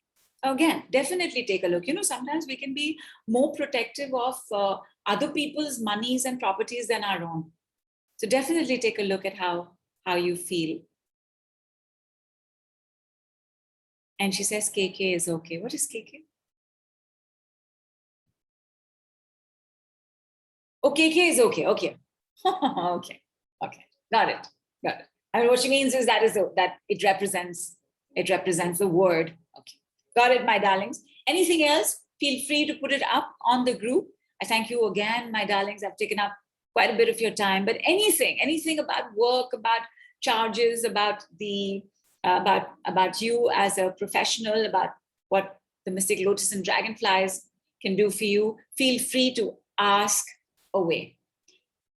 You will, along with your replay, you will get the format of how you are supposed to submit your case studies. And over the next couple of days, 48 hours max, your certificate of completion with your name will be in your inbox as well. Well done, my darlings. Well done. You all have all been incredible practicers, and you all will be and are incredible practitioners. I wish for you all the ease and joys and blessings that I have had in quadruple. So, big love, big hug, and namaste from India.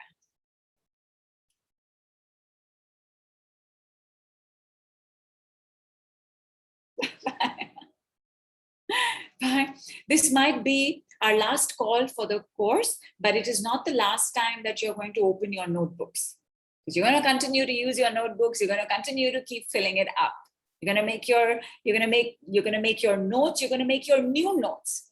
That so Louis Hayes says that that lower back pain is about lack of support. It's about financial insecurity, but I can see that it is actually about rejection as a woman. So, like, just by the way, that was also one of the understandings in lower back pain. So whatever it is, you want to just keep stuffing your notebook. And I also wish for you hundreds more notebooks than I that you have the healing, that you have the learning, that you have the knowing, that you have the joy of knowing, applying, practicing. See you on the group, my darlings, and see you on tomorrow's call as well. Bye-bye.